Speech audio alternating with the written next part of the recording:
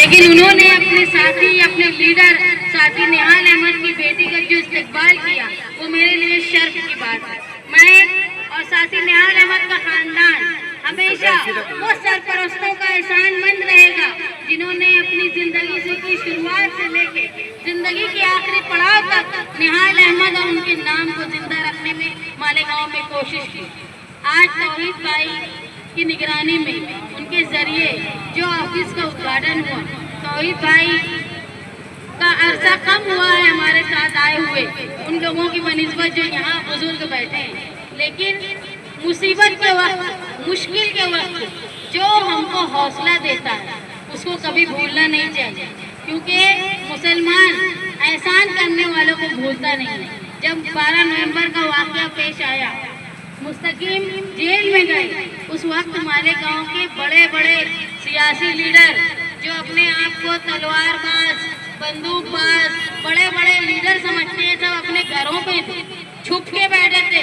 कुछ लोगों ने प्लास्टर लगा लिया, कुछ लोग शहर से बाहर।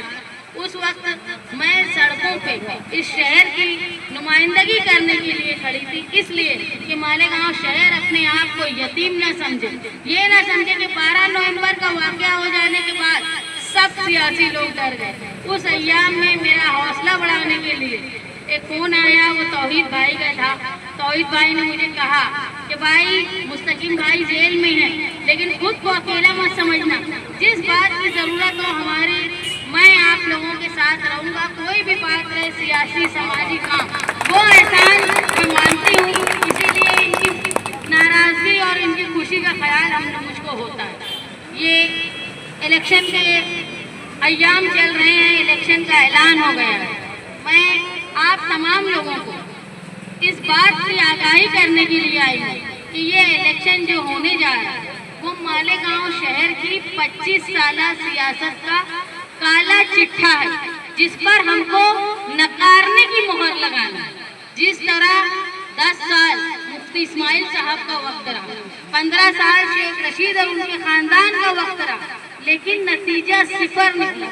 आज मालेगांव के लोग जिनकी सनत पावर लूम की है, वो आज अपनी सनत में कहीं सूद के दाम से परेशान है, कहीं पावर के बिल से परेशान है। न सिर्फ कारखानेदार बल्कि घरों की दुकानों से घरों तक के लोग पावर बिल की वजह से परेशान है। ये लानत हमारे ऊपर इसलिए आई, पूरे महाराष्ट्र में प्राइवेट कंपनी नहीं है, वहाँ प्राइवेट कंपनी है जहाँ जहाँ मुसलमान अक्सरियत में है या मुसलमान कारोबार करता है। तो समझ लो ये हुकूमत हमको माली तौर पे कमजोर कर। और हमारे जो 2 नुमाइंदे खड़े हुए हैं इलेक्शन में, एक नुमाइंदे मुफ्ती इस्माइल साहब जो भले ही आज अल्लाह का नाम लेकर वोट मांग रहे हैं, लेकिन जब कौम की बात आती है तो वो पहचानने से भी इनकार कर देते। वो पहचानते नहीं है कि ये लोग कौन है। जब प्राइवेट कंपनी आई तो उस वक्त उनका काम था कि वो शिदे से, जब उनका शिदे से बहुत मोहब्बत का ताल्लुक था, 2.5 साल उनके साथ रहे। एक आदमी ये बोलता है कि जो फिरका परस्ती और हिंदुत्व के नाम में बनी हुई हुकूमत के साथ में 2.5 साल था, तो उसके लिए अपने शहर के लिए शर्म की बात। दूसरे आसिफ शेख साहब जो कहीं ना कहीं सारे शहर को मालूम है कि जो अजीत पवार के साथ जुड़े हुए लोगों को मालूम है कि बीजेपी के नाम से या बीजेपी के साथी के नाम से यहाँ इलेक्शन लड़ा जाएगा तो मुसलमान वोट नहीं देंगे। तो वहीं ये लोग जो है बीजेपी की बी टीम बनकर यहाँ हाजिर हुए। तुम याद रखो, 12 नवंबर का वाकया हो या गढ़ की यात्रा का मामला हो या फलस्तीन का झंडा लहराने का वाकया हो या फिर मालेगांव शहर में जब मजहब के नाम पे हमारे ऊपर झूठे केस बनाए गए, उस वक्त ये दोनों कहाँ थे?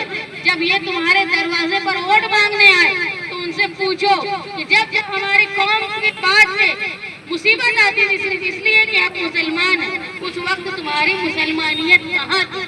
हम इलेक्शन में इस बुनियाद पे लड़े हैं, लड़ने के लिए खड़े हुए हैं कि हर कौम की तरक्की के पीछे 4 चीजों का होना जरूरी है। एक सेहत, दूसरा तालीम, तीसरा जो है माली तौर पे मुस्तहकम होना और चौथा तहफ़्फ़ुज़, हमारी हिफाजत। तो हम लोग इलेक्शन में इस बात पर आए हैं कि आने वाले वक्त में अगर आप लोगों का साथ आप लोगों की दुआएं, आप लोगों की वोट शफकत हमारे साथ रही और अल्लाह ताला ने हमको नवाज दिया, तो आने वाले वक्त में तालीम को सस्ती की जाए ताकि बच्चियां आसानी से तालीम हासिल कर लें।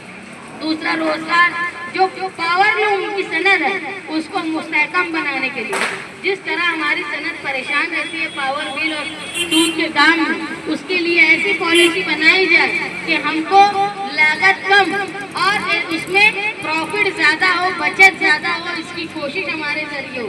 वो कोशिश सिर्फ जबानी नहीं, यहाँ से लेके दिल्ली तक, लखनऊ तक का हमारे पास जाविया है। अगर हम लोग यहाँ काम करते हैं तो रईस शेख जैसा ज़हीन आदमी जो पावर लूम सनद को बचाने के लिए स्कीमें बताता है और वो स्कीमें इतनी जबरदस्त होती है कि हुकूमत को माननी पड़ती है। दूसरे, अबू आसिम आजमी साहब। दूसरे, हमारे लीडर अखिलेश यादव, वो ऐसे लीडर है जो हिंदुस्तान की तीसरी सबसे बड़ी पार्टी के लीडर है।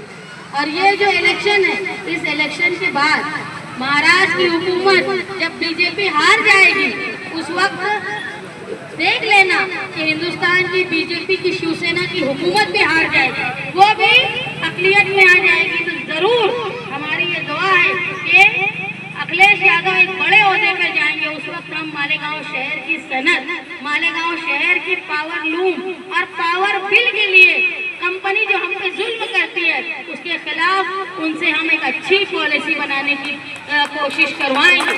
दूसरा, जो मालेगांव शहर में घर में औरतें